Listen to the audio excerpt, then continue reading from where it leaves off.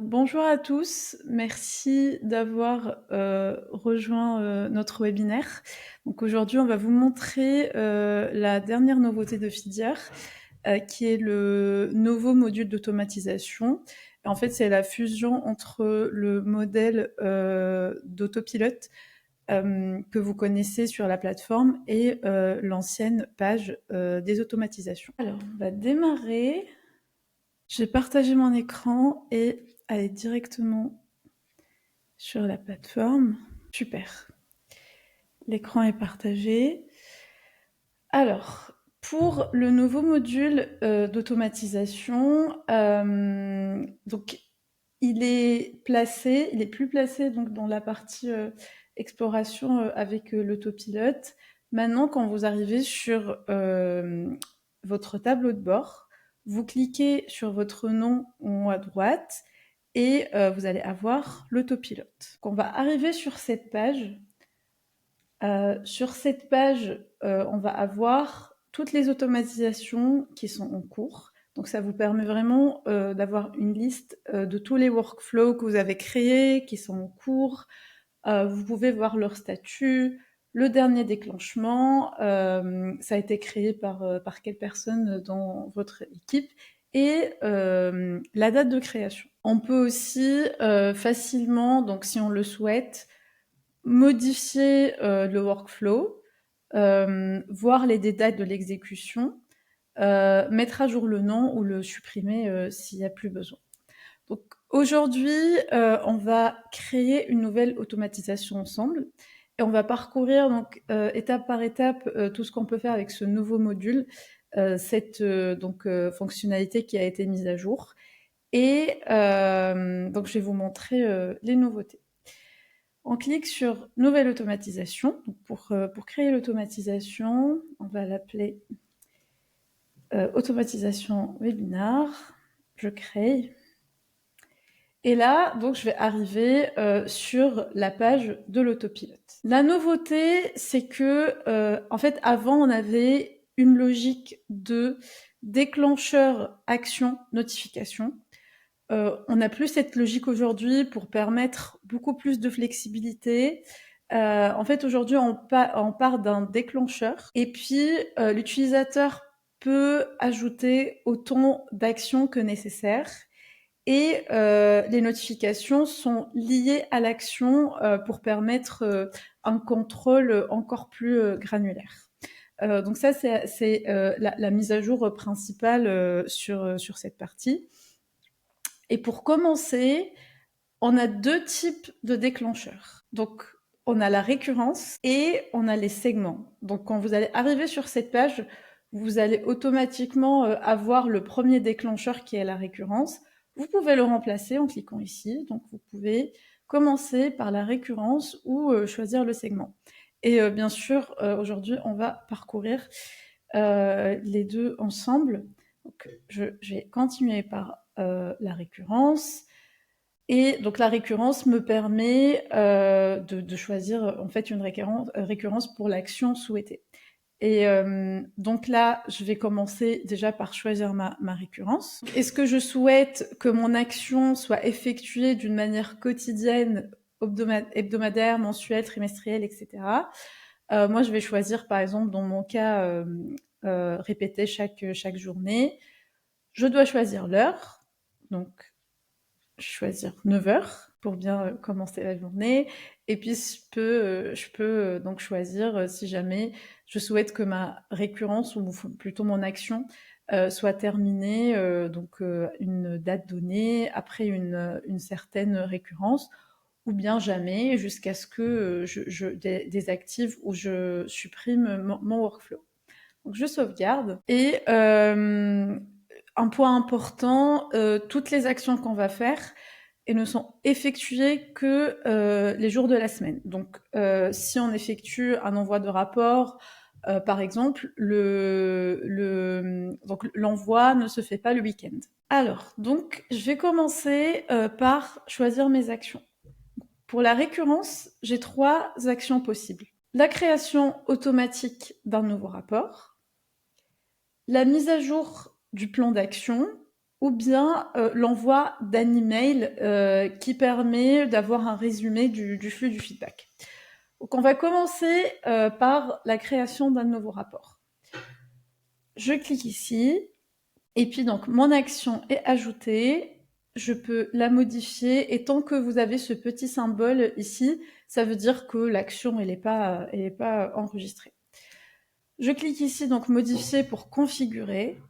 Donc la création de rapports, c'est la même logique que vous connaissez pour l'autopilote. Donc je peux créer mon rapport soit donc à partir d'un rapport pré-rempli avec les filtres que je vais choisir juste après, ou bien sur sur votre compte vous avez donc un rapport modèle, vous pouvez aussi très bien choisir le rapport modèle et vous aurez la liste de vos rapports modèles qui va s'afficher ici. Dans notre cas, on va choisir pré-rempli avec filtre et vous avez aussi la possibilité de créer plusieurs rapports à partir des segments que vous avez sur votre compte. Donc là, si je clique sur créer plusieurs rapports, j'ai la liste de mes segments et ça va me permettre donc de créer automatiquement un rapport par segment. Pour faciliter les choses, aujourd'hui, on va juste créer un rapport pour l'exemple du webinaire.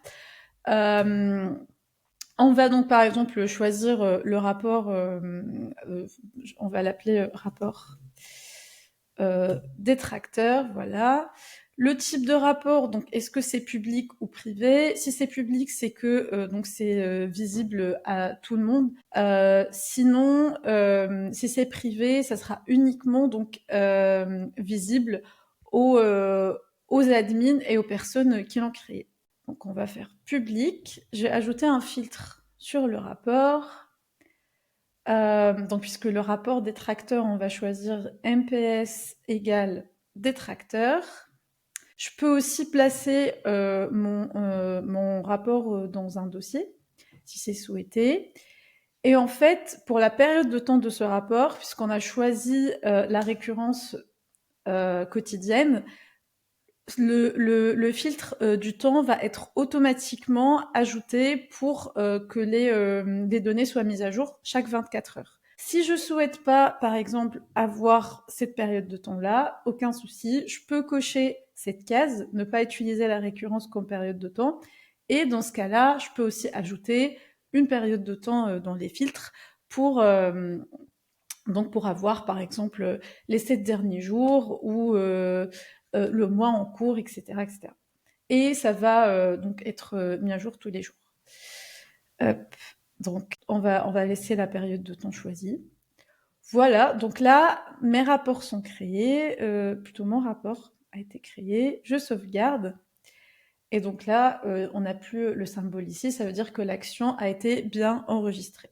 Alors, donc, la petite nouveauté, c'est que les notifications sont maintenant liées à l'action. Donc, je peux cliquer ici à droite pour ajouter donc la notification, le petit message. Je clique sur modifier et donc j'ai deux possibilités. Soit avoir un message dans la plateforme, une notification pour me dire que j'ai voilà un nouveau rapport qui a été créé pour moi. On peut ajouter des membres de l'équipe. Donc, par exemple, ici, moi, je vais ajouter Yasmine Webinar, mise à jour. Et là, je peux donc avoir le compte qui va avoir des notifications dès que le rapport est prêt. Sinon, je peux aussi donc très bien ajouter des personnes externes et je peux ajouter leur email pour qu'ils reçoivent le rapport dès sa création. Je sauvegarde et là, ma notification est prête. Donc là, c'est la première action que je peux effectuer avec le déclencheur de la récurrence sur le module d'automatisation. Je vais regarder le chat. Est-ce qu'on a des questions? Pas de questions pour l'instant. N'hésitez pas.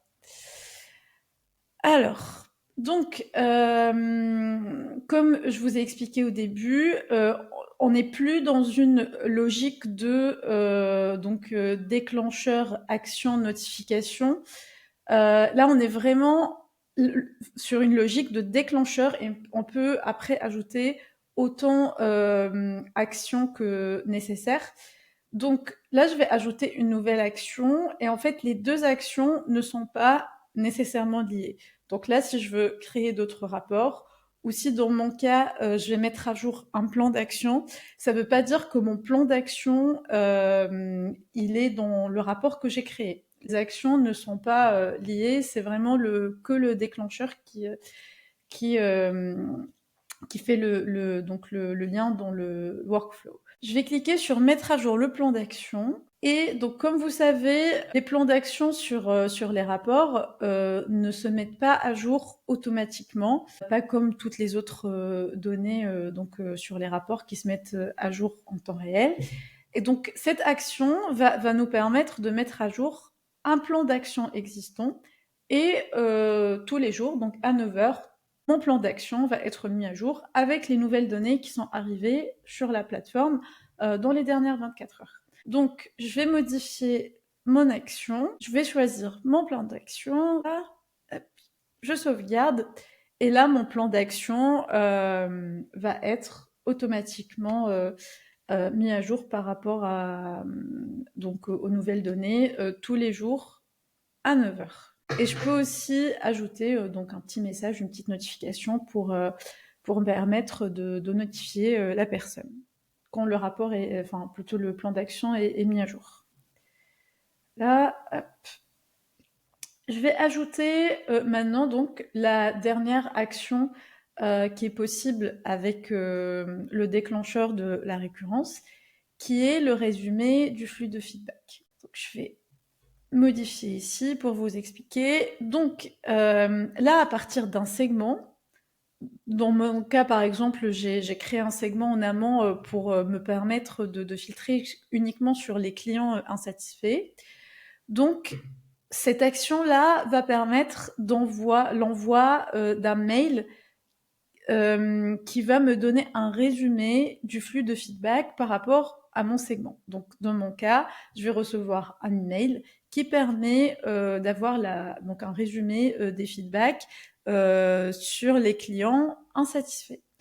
Donc, voilà, ça peut être d'autres segments. Je sauvegarde et là, mon action a été sauvegardée et donc j'ai mon workflow qui est prêt sur mes 3 actions avec la même récurrence, avec le message qui a été donc paramétré pour la création des nouveaux rapports.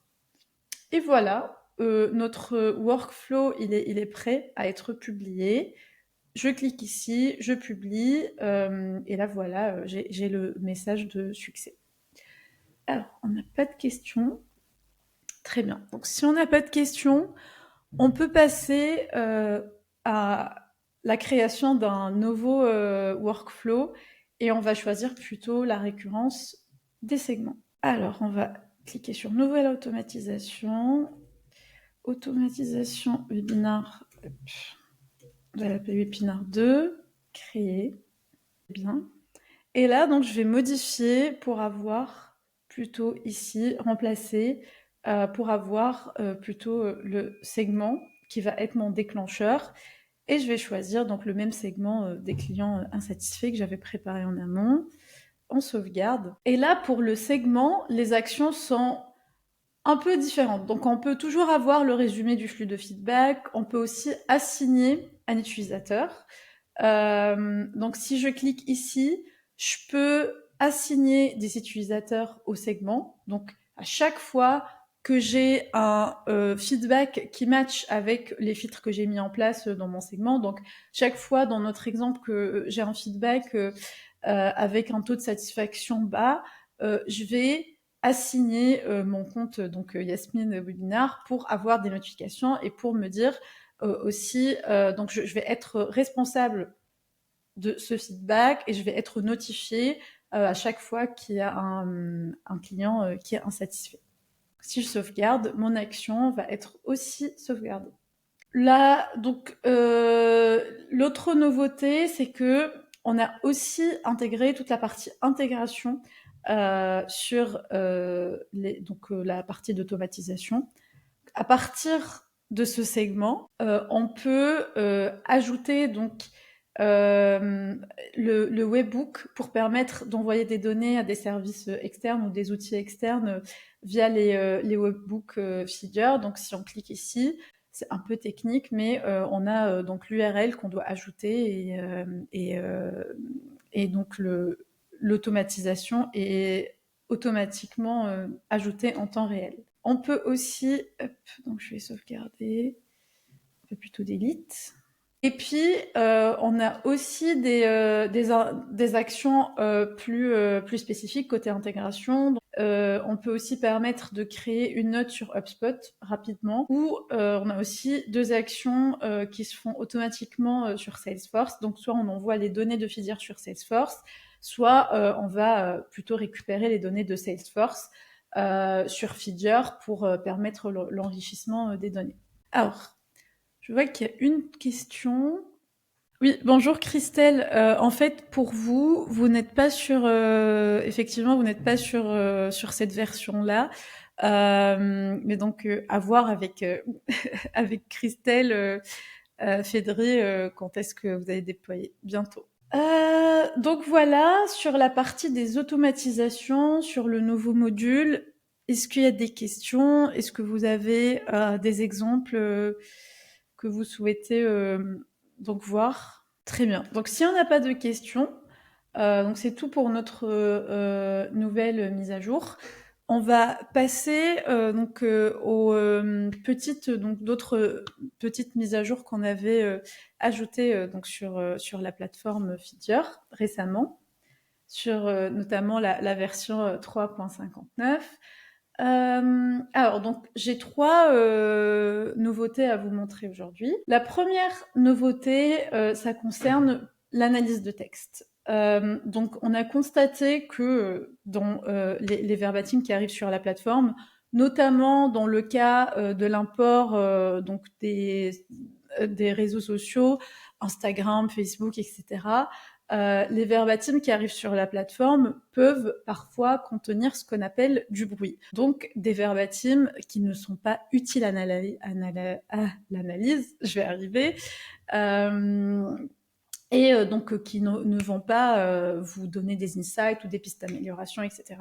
Comme rien à signaler, merci, bonjour, voilà. Donc et les commentaires Instagram, ça peut être voilà des choses, des gens qui demandent par exemple la participation à un concours ou autre. Donc c'est vraiment des verbatims qui ne sont pas du tout analysables, on va dire.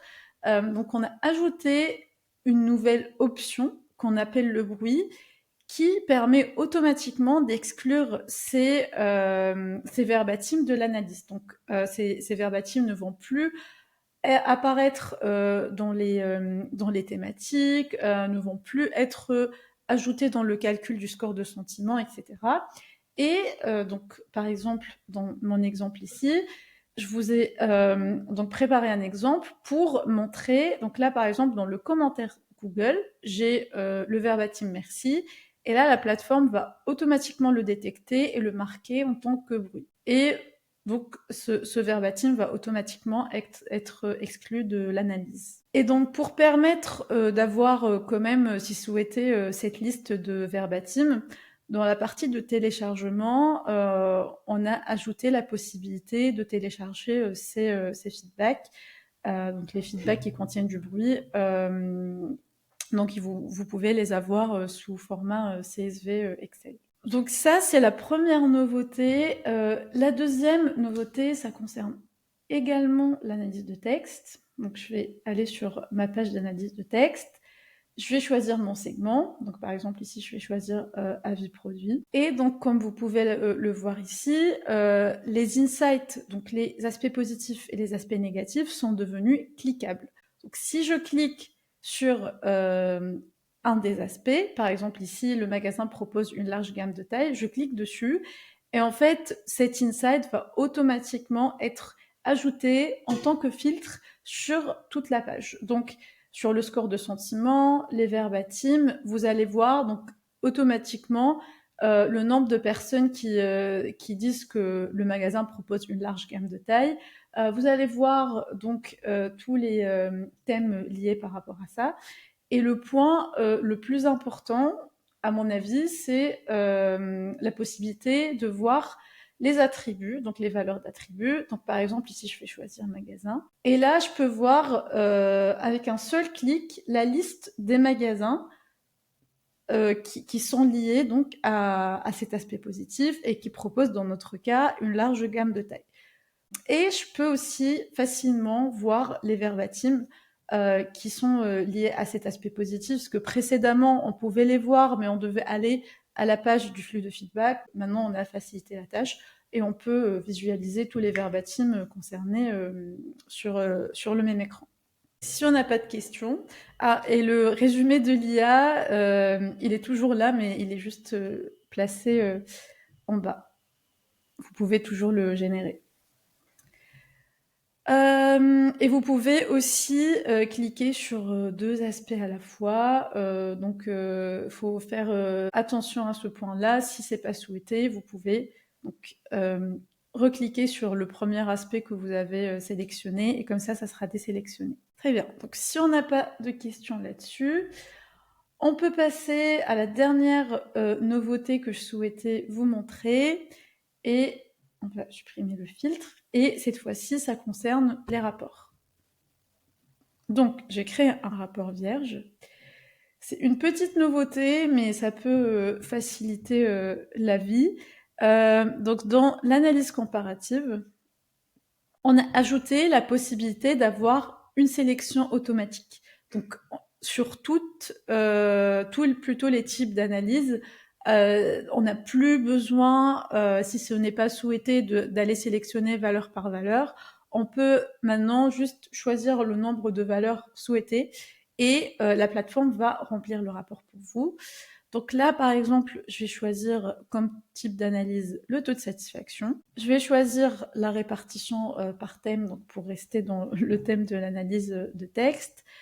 Et là, dans la sélection de valeurs, donc je peux choisir une sélection manuelle ou une sélection automatique.